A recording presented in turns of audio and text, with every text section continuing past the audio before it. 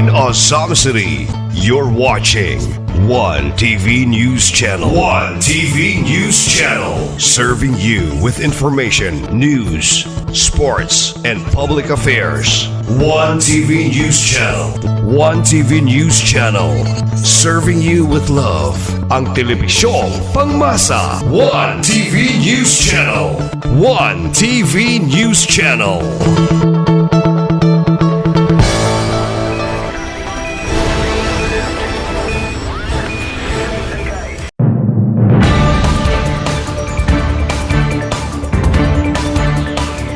Ang One TV News Channel matod kaninyo sa nagpungasi ng mga balita sa One TV Patrol.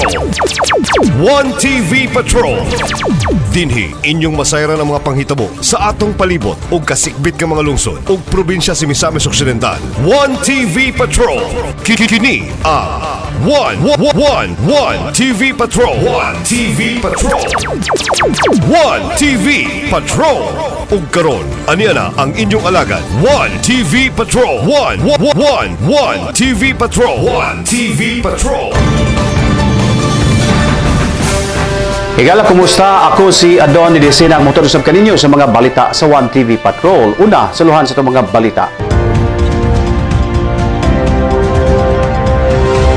Sa uluhan sa itong mga balita sa One TV Patrol, propose mipaklaro labot sa availment sa free housing projects sa Malaubang.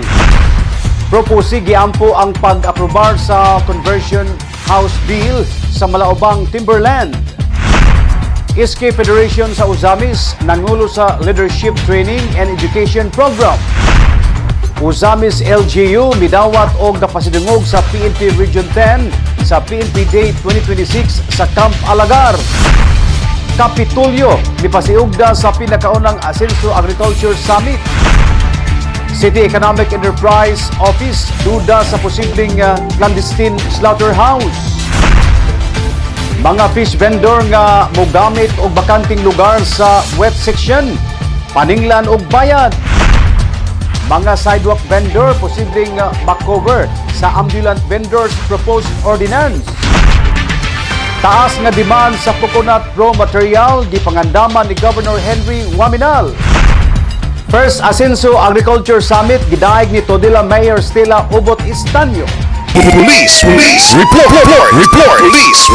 Sa police report, usa ka barangay kagawad sikop sa drug buy bust operation sa Coastal Road sa Barangay Pulut. This portion is brought to you by Gloria Bazaar Uzamis.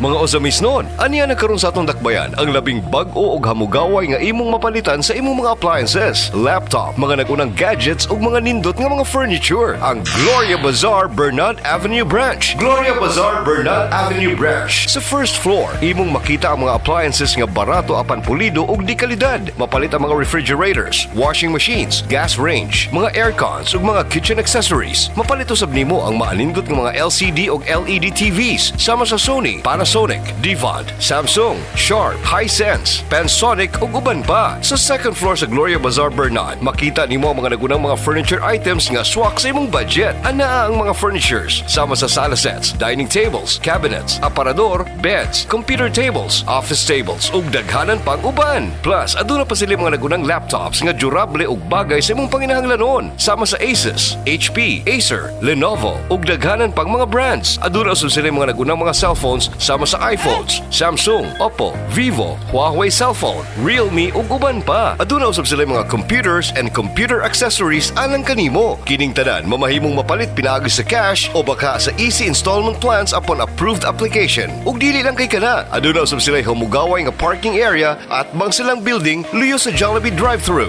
Gloria Bazaar Don Anselmo Bernat Avenue Branch, the newest and the most convenient store in Azam City. Opening hours from Monday to Saturday from 8:30 a.m. to 5:30 p.m. Alang sa dugang kasayuran, pakikita ilang ang ilang store manager nga si Miss Genevieve Digamo. Matawag sa mobile number 0930-255-3231 ug adunay landline number area code 088, telephone number 521-7961. Hashtag Gloria Bazaar Bernard. Hashtag Easify Your Life. Sa Gloria, way sama. Basta Gloria Bazaar, sikat ka!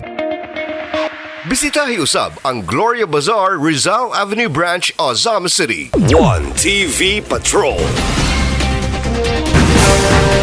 Sa detalye, Proposi may paklaro labot sa availment sa free housing projects sa Malaubang. Ang mag-antos maoy masantos. Daw ingon niini paghulagway ang mga organizer o mga membro sa Proposi o Federation of Rural and Urban Poor Organization of Ozami City Incorporated. Natukod ang Proposi ni adtong 1992 o gikan sa 5,000 kapin ka mga membro nahimo na lang kining 800 karon din kini sila maoy gi-prioridad sa free housing acquisition projects sa Malaubang resettlement area. Matod pa ni Proposi President Rosemary Decena nga siguradong ikadismaya sa uban apan mao kini ang kamatuoran. Iyang gipaklaro nga ang prioritization guidelines nga gisunod sa organisasyon sa pagpahimulos sa housing program. Nasayod niini ang Asenso Ozamis Administration, labi na sa Asenso 3 Pillars gikan ni Governor Henry Waminal, Congressman Ando Waminal ug Asenso Pinoy Party List Congressman Indy Waminal. Sa pagkakaroon, hapit na maakaangkon sa free housing ang unang 400 ka mga miyembro ug kon makumpleto na ang 800 ka mga miyembro sa Proposi, wala nay hold niini ang organisasyon og diskresyon na kini sa Ozamis Administration ang musunod nga bulog sa benepisyaryo sa housing program sa Malaubang. Walay kabutangan ang gibating kalipay ug pagpasalamat sa mga founder ug membro sa Proposi nga sa kapin 30 ka tuig nga pakigbisog sa programa nilang administrasyon sa Asenso nahatagan og katumanan. Isugdan ni adtong 2019 sa panakop nga termino isip kongresista sa ikaduhang distrito nga karon Governor Henry Waminal og sa pag-abag ni Congressman Ando Waminal nga niadtong higayuna siya ang mayor sa Ozamis. O padayon kining gisuportahan sa administrasyon o sa miaging administrasyon ni Mayor Indy Waminal. Gipasalamaton usab ni Rosemary Decena ang administrasyon karon ni Mayor Sam Norman Fuentes nga padayon usab ang aktibong suporta sa maong proyekto. Dili ingon nga igong kasayon ang among pagsulod dinhi. Girisgo namo ang among mga kinabuhi. Girisgo namo ang among mga dungog, no? Kay pagsulod pa lang namo dinhi sa 1992 ang among apelyido nagkalain-lain na. Kaning Urban Poor mangingilad, Urban Poor mangilogyuta, Urban Poor rebelde. Amo nang gidawat tanan ang ilang pasumangil sa moa. Kaya nasayod mi nga dunay programa sa gobyerno para sa katawhan. Ang kani karon nga hitabo nga kami murag nimbalik sa ONU ba nga imbis na namin napupo murag gibalikan na sad mi sa mga pagdaot sa mga tao tungod kay nasuko sila namo nga wala sila makasulod. So kani ako lang ni siyang gi-emphasize nga sa pagsulod namo dinhi among kabubuton sa organisasyon. Walay nagsugo namo nga ahensya sa gobyerno nga mosulod mi dinhi. Miabot ang karong panahon na nga gihatagan mi sa among hangyo, no? Ang ako walang unta nga pagpasabot sa inyo ha nga ayaw mo kasuko nako nga namo sa among kapunungan nga wala mo makasulod sa pagkakaron.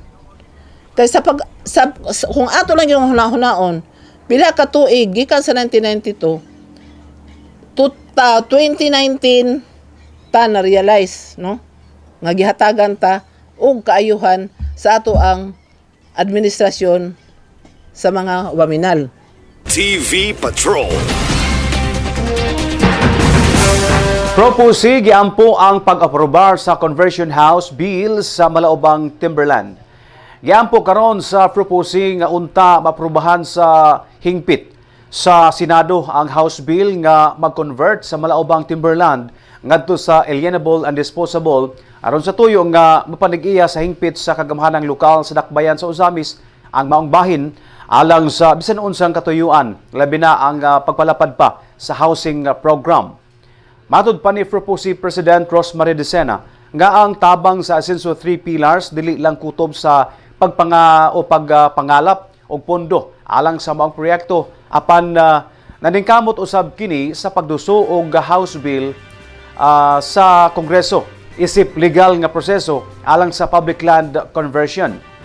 Ang Conversion House Bill gisugda ni Governor Henry Waminal apan wala makapadayon sa third reading bunga sa dili maong impormasyon nga nadawat labot sa tinuod nga kahimtang sa Timberland sa Malaubang. Sa paningkamot karon nila ni 2nd District Congressman Ando Waminal og ni Asinso Pinoy Party List Congressman Indy Waminal, sa katapusan nakalampos na sa lower house og karon ana sa posisyon sa Senado nga maoy gilauman sa propusi nga makalampos sa Senado og sa katapusan nga bahin ang approval ni Presidente Bongbong Marcos aron pinal nga mamahimong balaod. 1TV Patrol. SK Federation sa Uzamis nangulo sa Leadership Training and Education Program. Usag ka mabungahon ang gipahigayon nga Leadership Training and Education Program sa Sangguniang Kabataan Federation sa Uzamis City niadtong adlaw ilalom sa inisyatiba ni SK Federation President Janfil Dayondon Duhay Lungsod. Mitambong sa maong kalihukan ang halos tanang SK chairman sa 51 ka barangay ning Dakbayan nga nagtumong sa pagpalig-on sa ilang kahibalo o kapasidad sa pagpangulo sa serbisyo publiko o responsibilidad isip mga leader sa kabatanunan. Sa iyang mensahe gibutyag ni Councilor Duhay Lungsod ang iyang dako nga pagpasalamat sa kanunay Asinso Uzamis Administration ni Mayor Sam Norman Fuentes ingon man sa padayon nga suporta og pag-aabag ni Governor Henry Waminal, Congressman Ando Waminal o Asinso Pinoy Congressman Indy Waminal nga mitabang aron mamahimong malampuson ang maong programa. Matud pa niya ang maong training pinaagi sa DepEd, PNP Uzamis, Lido o DILG kini usa ka dakong lakang aron mas maandam ang mga leader sa kabatanunan sa pag-atubang sa mga hagit sa serbisyo publiko o sa paghatag og epektibong programa alang sa ilang mga barangay. Gilauman nga pinaagi sa maong kalihukan, mas mapalig-on pa ang papel sa iski isip kaabag sa lokal nga panguluhan sa pagpalambo sa Uzamis City ilalom na sa mga programa alang sa kabatanunan. And at the same time, magagantong po tayo siya sa pwede madala sa mga barangay in relation to mga lagay sa tuwang barangay na pamuli, no? Pila na lang kabulan, iyan ang tagdalan sa ito ang personal na kinabuhi. So, unas na lang, atong pagpakan sa ito ang mga resource speakers na mag-invite na nakaroon. Atong pagpakan si Martin Villa from Uzamis Senior Education Program Specialist 2. And of course, from the local police, na-represent sa itong hepe sa Pulisan Syudad sa Uzamis, Police Executive Master Sergeant Ma'am Charel sa pagkakaganda, no? Inyong kauban. So, salamat kay dili po din wala po dito, wala ang inyong suporta, no? So mag-unsa ko na mga gihimo nga preparasyon o wala po mo. So, ano po pagpakan ang atong Mayor Syudad sa Uzamis, Mayor Sam Norman Conferences, sa kanila yung iyang suporta. Ito, dilataw lang yun sa kasimana gamay. Ito, pagsakot lang yun ang ulang. Tungod kay napoy gusto na ipabot si Mayor Sam. So, muna na-delay na gamay. And most especially, a meeting event. So, inun siya na, why not? Lang po yung leadership training para dili po dalsi ang pag-overnight lang ang lingaw-lingaw lang. 1TV Patrol. Uzamis LGU midawat og pasidungog sa PNP Region atol sa PNP Day 2026 sa Camp Alagar. Gipasidunggan isip Best LGU Component Cities sa PNP Day 2026. Gila ang kagamhanan sa Dakbayan sa Uzamis isip Best Local Government Unit Component Cities sa net Tibok Rehiyon atol sa selebrasyon sa PNP Day 2026 niadtong Pebrero 9 nining tuiga. Ang pasidungog gihatag sa Police Regional Office 10.